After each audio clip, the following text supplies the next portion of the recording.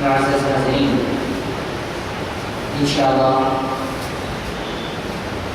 سورۃ مریم کی کچھ آیات کی تفسیر کو انشاءاللہ آپ کے ساتھ رکھنے کی کوشش کی جائے گی۔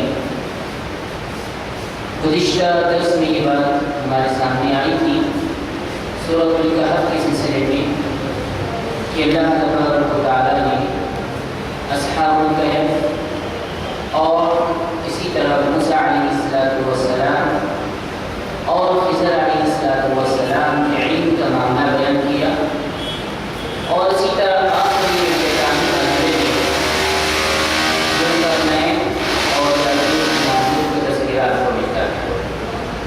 اس کے بعد سورۃ مریم شروع ہوتی ہے جو نبی صلی اللہ علیہ وسلم پر مکہ میں نازل ہوئی، جس میں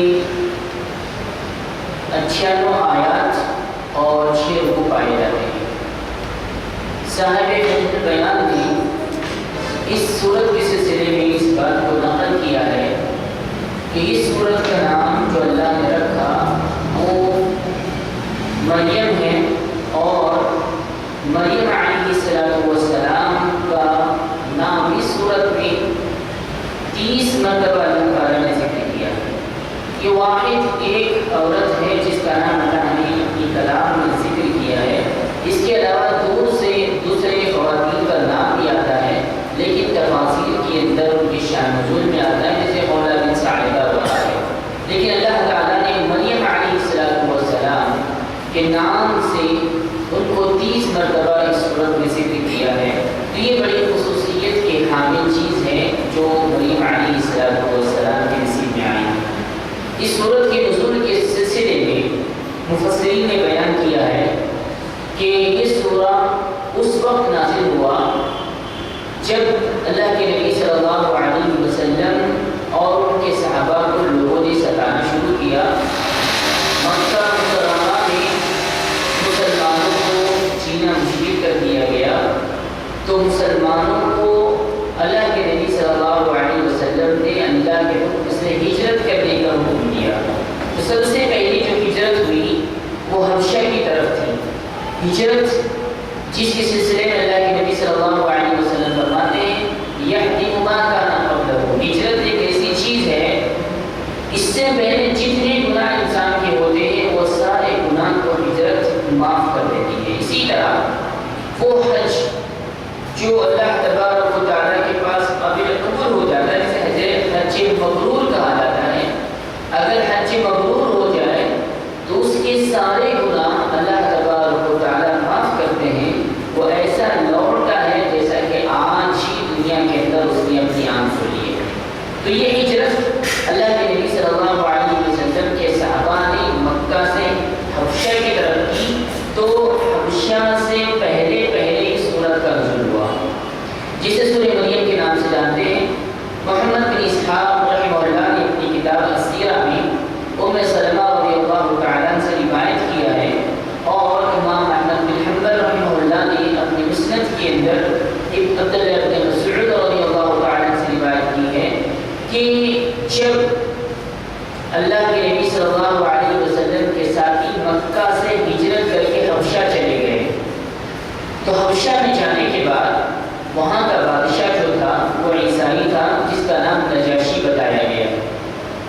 نجاشی کے پاس یہ لوگ پہنچے اور نجاشی نے انہیں وہاں پر جگہ عطا کی، لیکن دوسری طرف کفار و مشرکین نے یہ عہد کیا، اعلان کیا کہ ہمارے یہ لوگ حبشہ میں چلے گئے ہیں مکہ چھوڑ کر، ہم نجاشی کے پاس جائیں گے، اس کو تحفے تحائف دیں گے، اور اس کو یہ بتائیں گے کہ ہمارے لوگ تیرے ملک تمہارے ملک میں آئے ہیں، لہٰذا ہمارے لوگوں کو تو واپس کر دو۔ کفار مشرکین کی پلاننگ ہوتی ہے، کفار مشرکین کی کچھ رؤساء نجاشی کے پاس پہنچتے ہیں اور کہتے ہیں کہ ہمارے کچھ لوگ تمہارے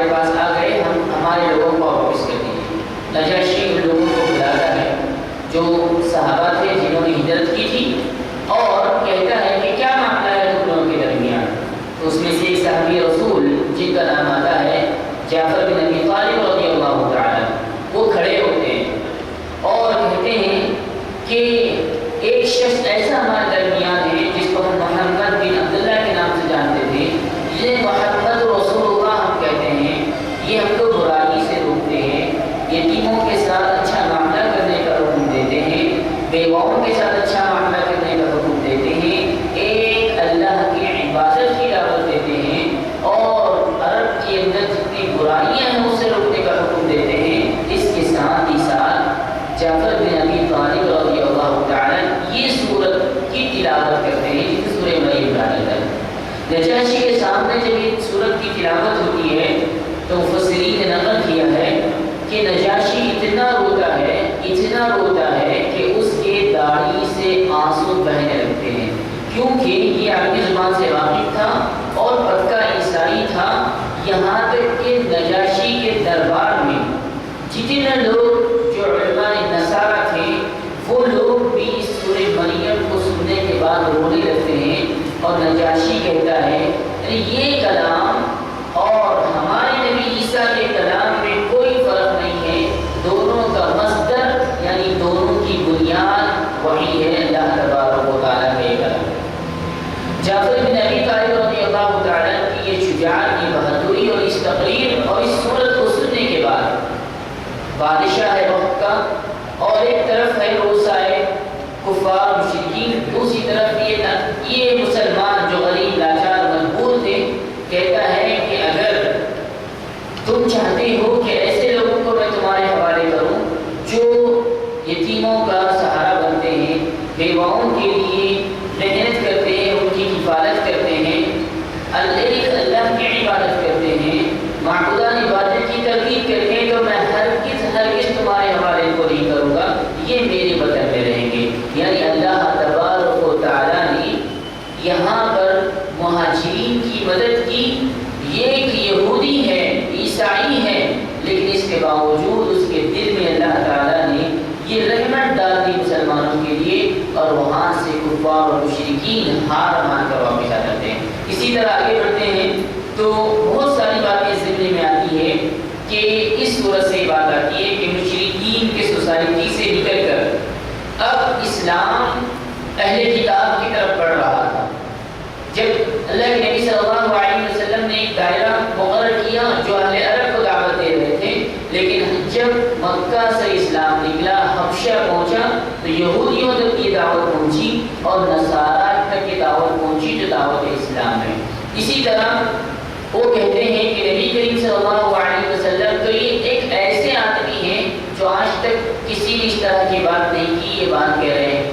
اور کچھ لوگوں نے کہا کہ یہ مجنون ہے، نعوذ باللہ من ذالک، کچھ لوگوں نے کہا کہ نہیں یہ اپنی طرف سے کچھ نہ کچھ گھڑتا ہے، نعوذ باللہ من ذالک۔ جبکہ یہود و نصارہ تک یہ جب دعوت پہنچی تو یہود و نصارہ میں سے وہ لوگ جو اللہ کے نبی صلی اللہ علیہ وسلم پر ایمان لائے، وہ یہ کہتے ہیں کہ نبی صلی اللہ علیہ وسلم کوئی اجنبی دعوت نہیں دے رہے ہیں، بلکہ یہ دعوت تو شروع سے تمام انبیاء کا گہوارہ رہی ہے، جتنے انبیاء آئے انہوں نے یہی دعوت دی ہے، اور ہمارے خود عیسیٰ علیہ السلام نے بھی یہی دعوت دی ہے۔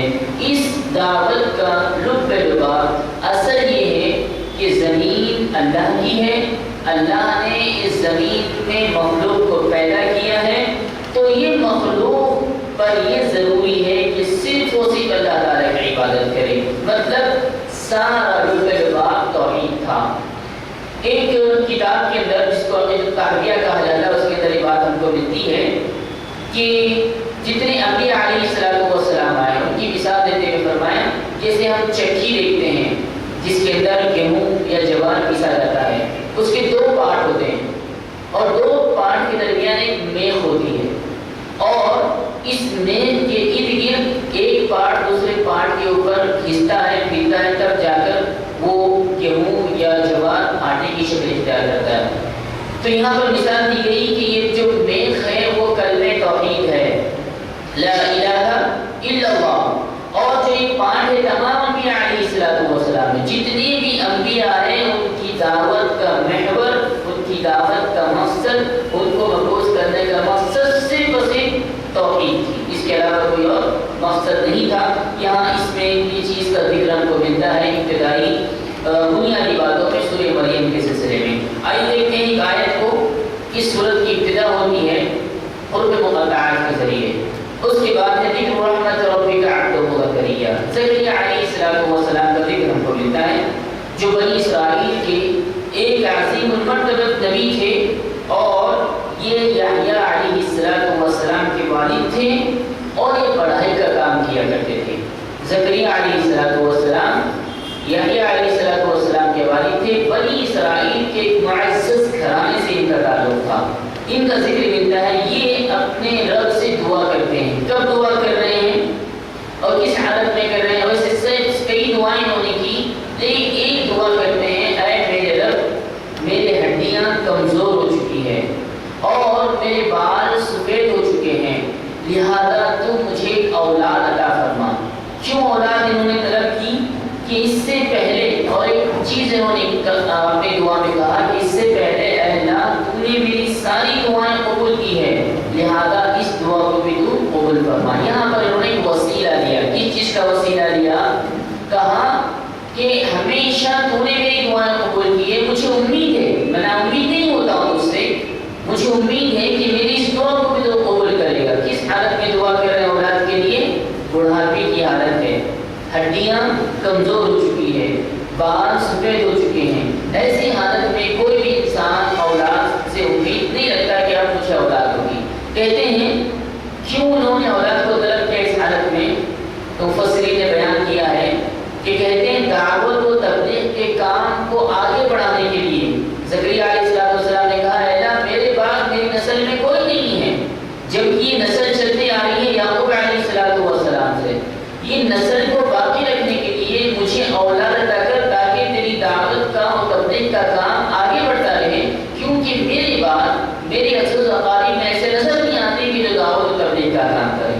تو یہاں پر زکریا علیہ السلام نے بڑھاپے کی حالت میں اولاد کو طلب بھی کیا، تو دعوت و تبلیغ کے لیے کہ اللہ تو مجھے لڑکا عطا کر۔ یہاں قابل غور بات یہ ہے کہ جوانی سے ان کی اہلیہ بانجھ تھی، اللہ نے اولاد عطا نہیں کی، لیکن جب انہوں نے یہ دعا کی کہ اللہ میرے اور میرے خاندان یعقوب کے دیگر جتنے لوگ تھے وہ انبیاء وارث رہے ہیں، لہذا اس دعوت و تبلیغ کا تو وارث پیدا کر۔ ایسی حالت میں ہڈیاں کمزور ہے، بال سفید ہے، کوئی امید نہیں ہے، لیکن دیکھیے ان کا ایمان اور عقیدہ اور بھروسہ اللہ تبارک و تعالیٰ پر۔ جتنا انسان کا ایمان عقیدہ مضبوط ہوتا ہے، جتنا وہ اللہ پر توکل کرتا ہے، اللہ تعالیٰ اس کے ساتھ ویسے ہی معاملہ کرتے ہیں۔ اللہ کے نبی صلی اللہ علیہ وسلم فرماتے ہیں کہ اللہ بندے کے گمان کے مطابق رہتا ہے۔ گمان، بندہ یہ سوچتا ہے کہ اللہ میرے ساتھ الحمدللہ اچھا کام کرے گا، تو یقیناً اللہ تبارک و تعالیٰ اس پر اچھا ہی کام کرے گا۔ اگر بندہ یہ سوچتا ہے کہ اللہ نے میرے ساتھ ہمیشہ ایسے ہی کیا ہے، ایسا ہی ہوگا، جیسا بندہ گمان کرتا ہے اللہ تعالیٰ اس کے ساتھ ویسے ہی کرے گا۔ لہٰذا نا امید نہیں ہونی چاہیے، امید اللہ سے لگانی چاہیے، اور اچھے توقع اللہ سے رکھتے ہوئے دعا کرنی چاہیے۔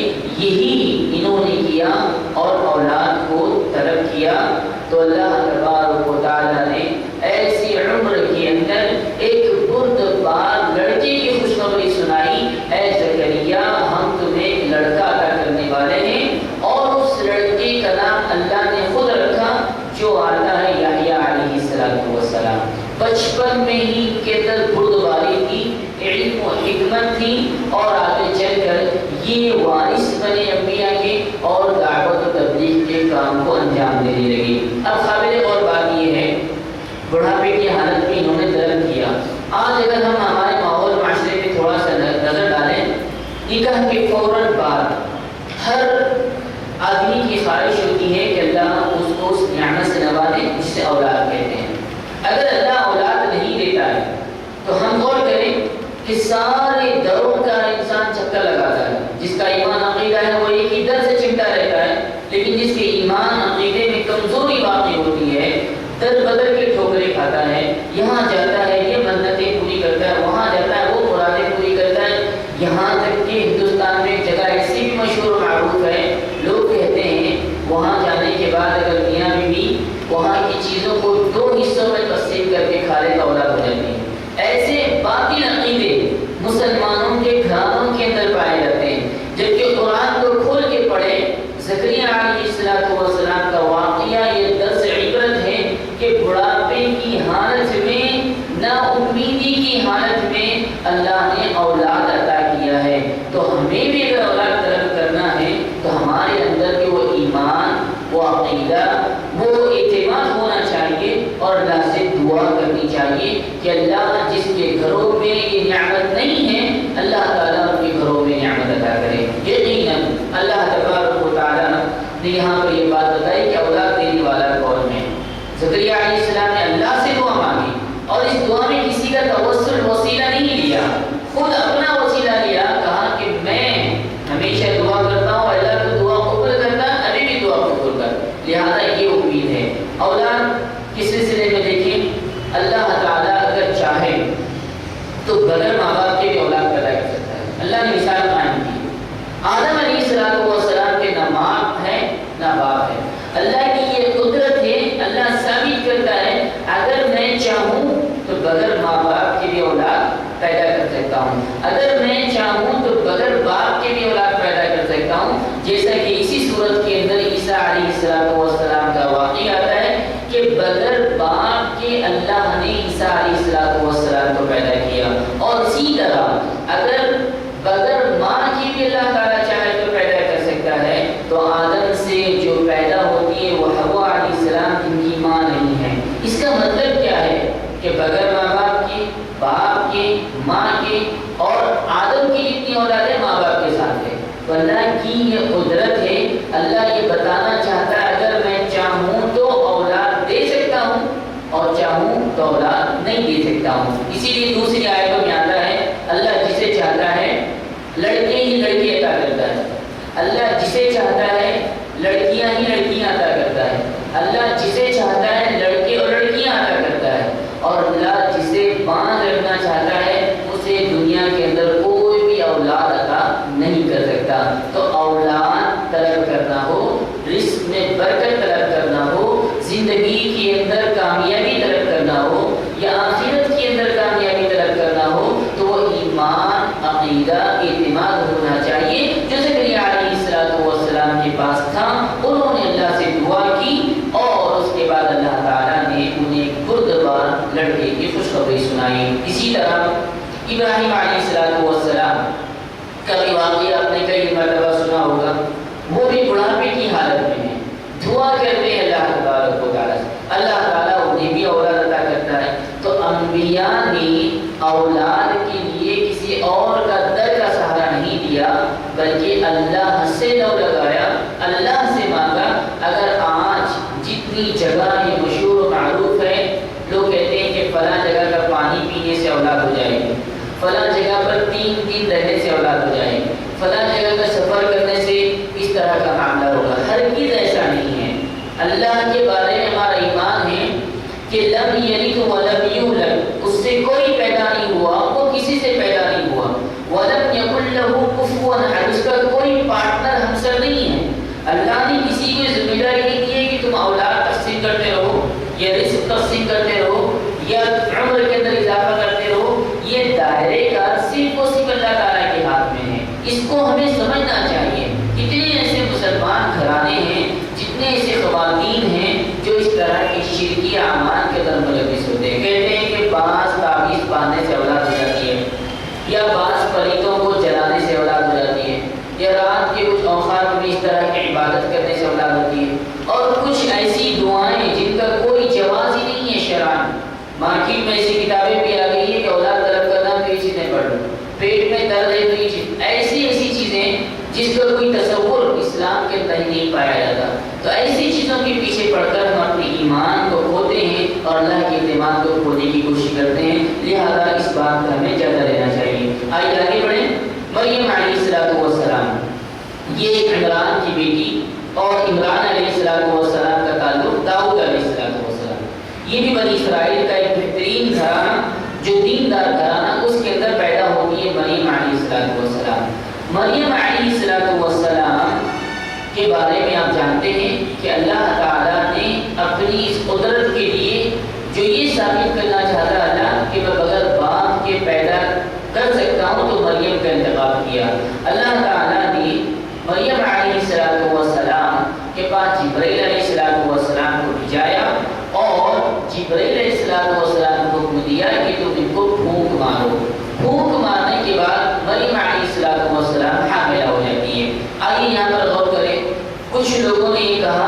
नऊज़ बिल्लाह मिन ज़ालिक ईसा अलैहिस्सलातु वस्सलाम अल्लाह के बेटे हैं। अगर ये अक़ीदा है या इस तरह का जो तसव्वुर है या यहाँ शक और शुबा हमारा दिलो दिमाग में आता है तो हमें हमारी इस्लाह करनी चाहिए। अल्लाह की कुदरत थी कि अल्लाह ये साबित करना चाहता था कि बगैर बाप के भी मैं औलाद दे सकता हूँ। मरियम अलैहिस्सलाम का इंतकाल किया। मरियम अलैहिस्सलाम मस्जिद अक़सा से थोड़ी दूर पर हटकर कुछ दूर चली जाती हैं और जाने के बाद तन्हाई इख्तियार करती है। उसके बाद जिब्राइल अलैहिस्सलाम आते हैं। जिब्राइल अलैहिस्सलाम इंसानी शक्ल में आते हैं। मरियम देखती है कि एक इंसान मेरे करीब आ रहा है तो कहती है तुझे अल्लाह का खौफ नहीं है, मैं अल्लाह से तेरी पनाह मांगती हूँ, मुझसे तू दूर हट जा। तो यहाँ मरियम अलैहिस्सलाम ने इंसान को देखा तो इंसान जिब्राइल अलैहिस्सलाम थे। यहाँ से एक बात मालूम होती है कि फरिश्ते इंसानी शक्ल में आ सकते हैं। जैसे कि हदीस जिब्राइल में बात आती है, अल्लाह के नबी सल्लल्लाहु अलैहि वसल्लम बैठे हुए थे, सहाबा तशरीफ फरमा थे, जिब्राइल अलैहिस्सलाम एक आदमी की शक्ल में आए और उन्होंने इस्लाम, ईमान, एहसान और क़यामत के बारे में सवाल किया। तो फरिश्तों को अल्लाह ने ये कुदरत रखी है, अल्लाह के हुक्म से वो इंसानी शक्ल में आ सकते हैं। यहाँ आए और कहा तुम्हें खौफ खाने की ज़रूरत नहीं है, जिस अल्लाह की तुम पनाह मांग रहे हो उसी के हुक्म से मैं तुम्हारे पास आया हूँ। इसके बाद वो भूख मारते हैं और वो हामिला हो जाती है। हामिला होने के बाद लोगों से डर और खौफ तारी होता है कि लोग मुझे क्या कहेंगे, लिहाजा वहाँ से वो एक पहाड़ के दामन में चले जाती है और कुछ लम्हा या कुछ महीनों के बाद ये बात आती है कि बैतुल लहम एक बस्ती है जो बैतुल मक़दिस से 8 किलोमीटर की दूर पर है, वहाँ चली जाती है और विलादत का वक्त करीब होता है। विलादत के वक्त के करीब कोई नहीं है, तन्हा अकेली है और अफसोस करती है काश के मामला मेरे साथ नहीं होता। अल्लाह ताला कहता है खजूर के दरख्त को तुम पकड़ लो। यहाँ देखिए एक बात, खजूर का दरख्त जिसके ऊपर कोई खजूर नहीं है, सूखा दरख्त है, उसको पानी मैसर भी नहीं है, उसके ऊपर पत्ते भी नहीं है, फल भी नहीं है। अल्लाह ताला हुक्म देता है कि इस खजूर के दरख्त को पकड़ो और हिलाओ, उसके बाद अल्लाह ताला तुम्हारे लिए रोज़ी का इंतज़ाम करेगा। तो मरियम अलैहिस्सलाम का ईमान, अक़ीदा देखिए अल्लाह पर, उस सूखी लकड़ी को हिलाते हैं। अगर हम और आप होते तो कहते यहाँ से कहते खजूर पैदा होगा। मरियम के जैसे ही हुक्म मिलता है सूखी लकड़ी को, खजूर के दरख्त को हिलाते हैं तो अल्लाह ताला उससे खजूर को जारी करते हैं। तो ये खजूर खाती है और नीचे जो नहर बह रही है पानी पीती है। यहाँ से तिब्बे नबी का एक नुक्ता मिलता है कि हमारे घरानों में अगर हमारी बहनें माएँ हामिला हो तो ऐसी सूरत में खजूर का इस्तेमाल उनके लिए काफ़ी मुफीद होता है, जैसा कि मरियम अलैहिस्सलाम ने उसका इस्तेमाल किया। तो यहाँ ये ईमान था उनका, सूखी लकड़ी से भी अल्लाह ताला खजूर पैदा कर सकता है। जैसा कि एक आसा से एक समंदर को 2 टुकड़ों में अल्लाह ने बांट दिया, एक असा से सारे असाओं के ऊपर अल्लाह ताला ने उसको हावी किया और सारे असदहे उसको उस असदे ने सारे सांपों को निगल लिया। अल्लाह जो चाहे कर सकता है, बशर्त ये है कि बंदे के अंदर वो ईमान आए, बंदे के अंदर वो इत्मीनान आए, बंदे के अंदर वो भरोसा है कि अल्लाह चाहे तो कुछ भी कर सकता है। तो यहाँ ऐसे ही मामला हुआ। इसके बाद आगे बढ़े तो बच्चे की विलादत होती है और जो ईसा अलैहिस्सलाम है और बैतुल लहम में बच्चे को लेकर निकलते हैं तो लोग बुरा भला कहने लगते हैं, मरियम तू तो इमरान के खानदान से है, दाऊद के खानदान से है, तुम्हारा घर तो बनी इसराइल में सबसे शरीफ है, फिर ये मामला क्या है? कहती है मैं आज खामोश रहूँगी, अल्लाह ने हुक्म दिया खामोशी इख्तियार करना। उसके बाद इन लोगों के जवाब के लिए अल्लाह ने हुक्म दिया कि उस बच्चे से पूछो जो ये मामला क्या है, क्यों ये बच्चा कैसे पैदा हुआ, ना इसका शोहर है, ना इसका निकाह हुआ और ना ये बदकार है, जबकि शरीफ घराना है, इज्जतदार है, सबसे अजीज है मरियम इस खानदान के अंदर। तो कहती है कि इस बच्चे से पूछो। देखिए यहाँ बहुत अहम चीज़ है, ये बच्चा पहला बच्चा है जो अपनी बचपन के अंदर अपनी ज़ुबान से कलाम करता है, कहता है कि मैं अल्लाह का बंदा हूँ। ईसा अलैहिस्सलाम को जो लोग अल्लाह का बेटा मानते हैं उन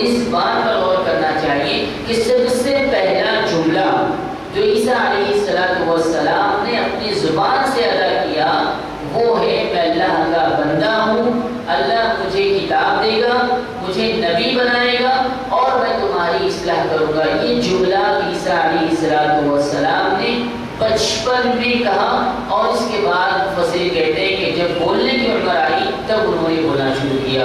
تو جو لوگ یہ عقیدہ رکھتے ہیں کہ ثالث و ثلاثہ کہ عیسیٰ علیہ السلام اللہ کے نعوذ باللہ من ذالک بیٹے ہیں، تو انہیں قابل غور بات یہ ہے، سوچنا چاہیے کہ عیسیٰ علیہ السلام بیٹے نہیں ہیں بلکہ اللہ کے بندے ہیں۔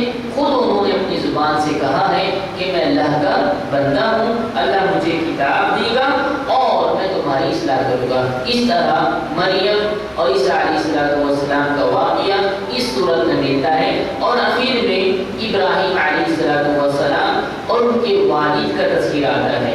ابراہیم علیہ السلام ایک ایسی شخصیت توحید کے لمبردار، اکیلے تنہا ہیں اور اپنی قوم کی اصلاح کرتے ہیں۔ سب سے پہلے اپنے والد کی اصلاح کرتے ہیں، اس سے پہلے غور کرتے ہیں کہ میرا خالق کون ہے۔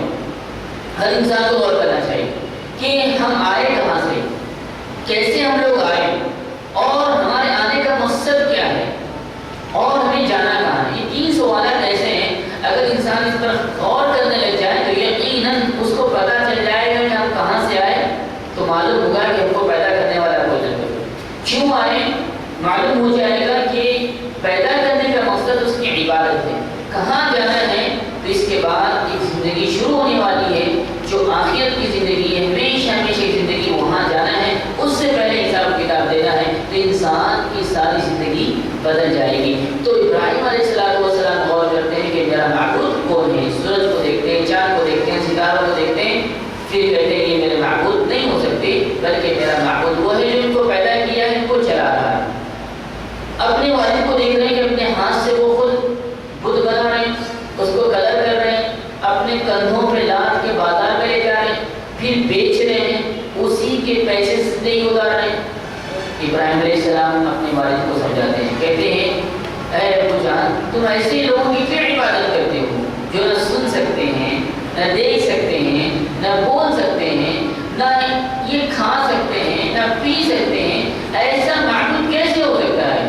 ابراہیم علیہ السلام کے والد کہتے ہیں زیادہ بات کرنے کی ضرورت نہیں ہے، میرے معبودوں کو برا بھلا مت کہو، ورنہ میں کیا کروں گا، پتھروں کے ذریعے پتھروں سے تمہیں مار کے ہلاک کر دوں گا۔ ابراہیم علیہ السلام خاموشی اختیار کرتے ہیں، یہاں توحید کی دعوت گھر میں دیتے ہیں، گھر سے نکالے جاتے ہیں، قوم میں پہنچتے ہیں، قوم میں دعوت دیتے ہیں، قوم والے ایک جگہ ہو جاتے ہیں، تنہا اکیلے ابراہیم ہے، اور بادشاہ کی بات پہنچتی ہے، سارا واقعہ آپ جانتے ہیں۔ بتانا مقصد یہ ہے کہ جب کسی انسان کے دل و دماغ میں توحید گھر کر جاتی ہے تو چاہے اس کا گھرانہ اس کی مخالفت کرے، چاہے اس کا محلہ اس کی مخالفت کرے، چاہے اس کا شہر اس کی مخالفت کرے، چاہے صاحب کا بادشاہ مخالفت کرے، وہ اپنے توحید و ایمان سے نہیں پھرتا ہے، اللہ پر یہ ایمان پیدا ہوتا ہے۔ تو اسی کا تقاضا ہے کہ ماہ رمضان جو ہمیں ملا ہے کہ اپنے ایمان کا جائزہ لیں، اپنے اعمال کا جائزہ لیں اور اپنے ایمان کو مضبوط کریں۔ تفصیلی باتیں ابراہیم علیہ السلام کے سلسلے میں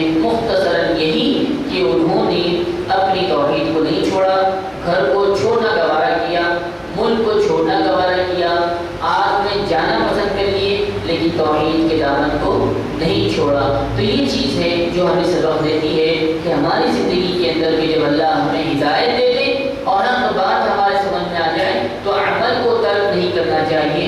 کچھ لوگ کہتے ہیں کہ اگر میں داڑھی چھوڑ دوں گا تو لوگ کیا کہیں گے، اگر میں نمازی ہو جاؤں گا، ارے کل تک تو ایسا تھا آج نمازی ہو گیا، لوگوں کے لیے مت لائیے۔ لوگ کبھی بھی، آپ جانتے ہیں تاریخ گواہ ہے، کوئی انسان اچھا کام کرتا ہے تب بھی لوگ کچھ نہ کچھ بولتے ہیں، برا کام کرتا ہے تب بھی بولتے ہیں، لیکن یہ ایک عجیب کیفیت ہمارے اندر، مرنے کے بعد اس کی تعریف کرتے ہیں، جبکہ اللہ کے نبی صلی اللہ علیہ وسلم کہتے ہیں کہ انسان کی تعریف سامنے کرو، سامنے تم تعریف کرو اس کی، بتاؤ تمہارے اندر ایک غلطی ہے۔ ایک مسلمان دوسرے مسلمان کا آئینہ ہے، آئینے کا کام کیا ہوتا ہے؟ پیچھے جا کر بتانا نہیں۔ آئینے کے سامنے ہم جب جاتے ہیں تو آئینہ ہمارے غلطیوں کی اصلاح کرتا ہے، اور جب ہم ہٹ جاتے ہیں تو خاموشی اختیار کرتا ہے۔ لیکن ہمارا ماحول معاشرہ کچھ ایسا بن گیا ہے، آئینہ تو ہم ہیں لیکن وہاں اس کو کچھ نہیں بتاتے، جیسے وہ باہر نکلتا ہے اس کے بارے میں برائی کرتے ہیں۔ اگر اتفاق بن جاتا ہے تو اچھائیاں اس کو یاد آتی ہیں،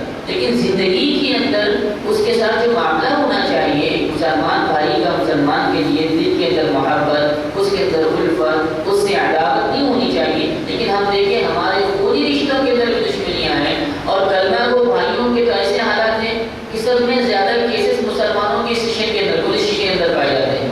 دو ہی کیس کے اندر آتے ہیں کہ مسلمانوں کے زیادہ کیسز ہیں، اور اسی طرح پراپرٹیز کے اندر دیکھیں مسلمانوں کے کیسز ہیں، عدل کے اندر مسلمانوں کی جو کتاب ہے جس سے آپ کو مستفید ہو رہے ہیں، یہود و نصارہ اسلام میں آ رہے ہیں، لیکن مسلمان عجیب حالت ہے مسلمانوں کی. بس یہی ہے کہ ہم نے اسلام کو سمجھا نہیں ہے. قرآن کو ہم نے سنا ہے لیکن اس پہ تدبر نہیں کیا ہے، تدبر کیا ہے تو عمل نہیں کیا ہے. تو وقت کا تقاضا یہی ہے کہ رمضان ہمیں یہ پیغام دے رہا ہے، جس طرح اللہ کے لیے ہم دن بھر روزہ رکھتے ہیں، زندگی بھر اللہ کے لیے اس کے احکامات پر عمل کرنے کی کوشش کریں. اللہ سے دعا ہے کہ اللہ تبارک و تعالی ہمیں اسلام کو سمجھنے اور اس کے مطابق عمل کرنے کی توفیق عنایت فرمائے. اللہ تبارک و تعالی پر ہمیں اعتماد اور بھروسہ کرنے کی توفیق عنایت فرمائے. اللہ تعالی ہمارے روزوں کو قبول فرمائے. اللہ تعالی ہمارے قیام اللیل کو قبول فرمائے. اللہ جب تک رکھے اس دار فانی میں ہمیں ایمان اور اسلام کی حالت میں رکھے جب ہمارا